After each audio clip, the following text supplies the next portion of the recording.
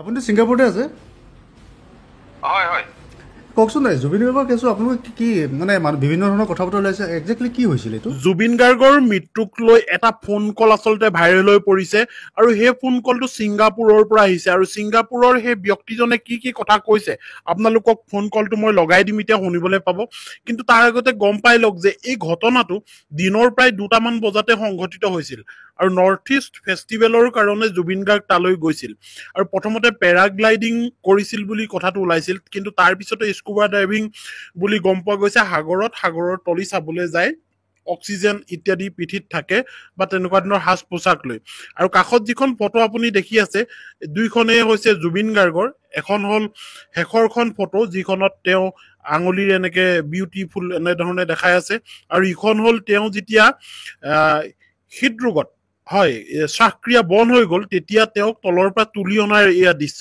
কিন্তু মই ফোন কলটো লগাই দিছো, প্ৰথমতে শুনি লওক কি কি আলোচনা হৈছে, জুবিন গাৰ্গৰ নৰ্থৰ দেশ ক'ত ৰখা হৈছে, কি কথা, এই গোটেইখিনি কথাই আপোনালোকে গম পাব এই ফোন কলটোত। শুনকচোন, মই লগাই দিছো। তেখেতে মানে অসম এছ'চিয়েশ্যন ছিংগাপুৰৰ মানুহৰ লগত তেনেকে মিলি স্কুবা ডাইভিং কৰিব গৈছিলে, ঠিক আছে। তো স্কুবা ডাইভিং কৰিব যাওঁতে তাৰপিছত ডাইভটো মৰাৰ পাছতে বোলে তেওঁ মানে অলপমান উশাহৰ প্ৰব্লেম আহিলে বুলিছে। আৰু যেতিয়া উশাহৰ প্ৰব্লেম আহিলে মেনেজাৰ চব আছিলে লগতে, তাৰপিছত তেওঁলোকে আনি CPR দিলে, CPRটো দি পেলাই লগে লগে হস্পিটেল লৈ গ'ল, ছিংগাপুৰ জেনেৰেল এখন কি হস্পিটেল। তাতে গৈ পাওঁতে মানে এতিয়া মানে দুটা কথা কৈছে যে ICUত সোমোৱাইছিলেগে, কিন্তু সোমোৱাৰ পাছত কৈছে কিছুমানে কৈছে যে ব্ৰড ডেডে আছিলে মানে তেখেতে। দুটা বস্তুৱে মানে মানে ধৰি লওক খুব সংকটজনক অৱস্থাত নিছিলে আৰু নিওঁতেও। ছিংগাপুৰত গৈ তেখেতে ক'ত আছিলে? এতিয়া খালি তেখেত আছিলে আপোনাৰ ৰ'ব দেই, পেন পেচিফিক বুলি এখন হোটেলত আছিলে, পেন পেচিফিক। হয়, এতিয়াও ফোন কলটো শেষ হৈ যোৱা নাই, পিছৰ অংশটো মই লগাই দিম, এতিয়া আপোনালোকে শুনিব ইয়াৰ পিছৰ অংশটোত কি কথা কৈছে। হয়, তেখেত ছিংগাপুৰত আছে। অনুজ কুমাৰ বৰুৱা বুলি এজন ব্যক্তি আৰু এজন সাংবাদিকে তেওঁলৈ ফোন কৰি আচলতে এই কথাখিনি পাতিছে। আমি তাৰ ক্ৰিয়দাংশ লগাই দিছো, আচলতে কি পাতিছে আৰু কি ঘটিছে, কেতিয়া সংঘটিত হৈছিল, কিমান সময়ত, আৰু জুবিন গাৰ্গৰ লগত সেইখিনি সময়ত কোন কোন আছিল। শান্তনু শৰ্মা, হয় শান্তনু বোলা ব্যক্তিজন আছিল নেকি, এনেকুৱা ধৰণৰ কথা আহি পৰিছে। হয়, শ্যামকানু মহন্ত আচলতে, যাৰ নাম শ্যামকানু মহন্ত লগত আছিল, এই কথাখিনিও তাত আলোচনা হৈছে।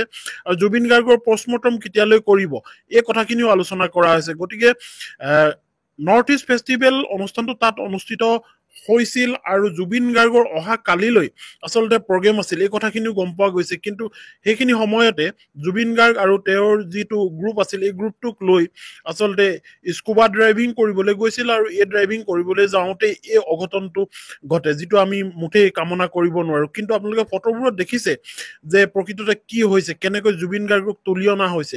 আৰু সাগৰৰ তলিত শেষৰখন ফটোও দেখিছে আপোনালোকে, কেনেকৈ তেওঁ হাতেৰে আঙুলিৰে ইচাৰা দিছে, আচলতে সংকেত দিছে, খুব ধুনীয়া এনেকে ধৰণে। ঠিক আছে, ইয়াৰ পিছৰ অংশটো মই লগাই দিছো, আপোনালোকে শুনকচোন কি কথা পাতিছে তেওঁলোকে। আপুনি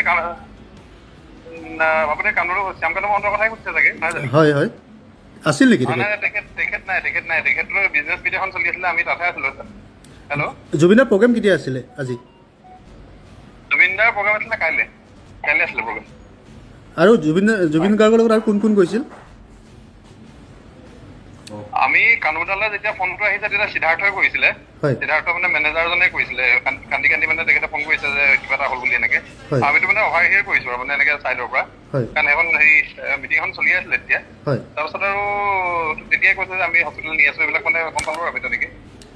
প্ৰায় কিন্তু সেই 2:30মান বজাতে চাগে ঢুকাইছে, 2:30মান মানে ইণ্ডিয়ান সময়ৰ 2:30মান বজাতে তেখেতৰ হেৰি হৈছে বুলি মানে কৈছে আৰু মানুহবোৰে। এতিয়া তেওঁ নশ্বদেহ ক'ত আছে? এতিয়া হস্পিটেলতে অটপচিৰ কাৰণে নিছে, আৰু কি কয়, এতিয়া কিন্তু কানাডাত এতিয়া তাতে আছে, হস্পিটেলতে আছে এতিয়া। হয়, ছিংগাপুৰৰ পৰা অনুজ কুমাৰ বৰুৱাই আচলতে এই তথ্যখিনি আগবঢ়াইছে, এই ডাটাখিনি আগবঢ়াইছে ফোন কলত।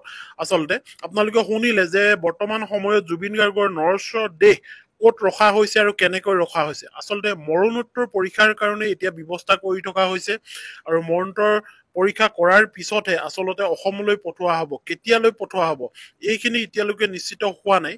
কিন্তু অসমৰ পৰা গৰিমা গাৰ্গ, জুবিন গাৰ্গৰ পৰিবাৰ তেওঁ যোৱা কথা আছিল আৰু যোৱাৰ কাৰণে গোটেইখিনি যা যোগাৰো কৰা হ'ল। কিন্তু বৰ্তমান সময়ত জানিব পৰা গৈছে যে গৰিমা গাৰ্গ এতিয়া যোৱাটো কেঞ্চেল কৰিছে, কিয়নো আশা কৰা হৈছে যে নিশাই জুবিন গাৰ্গৰ নৰেশ্বৰ দে আহি গুৱাহাটীত উপস্থিত হ'বহি, এয়াৰ এম্বুলেন্সে তেওঁক লৈ আহিব, এনেধৰণৰ কথা হৈছে। কিন্তু বৰ্তমান সময়ত অসমৰ ৰাইজ আচলতে জাঙুৰ খাই উঠিছে। কিয় জাঙুৰ খাই উঠিছে?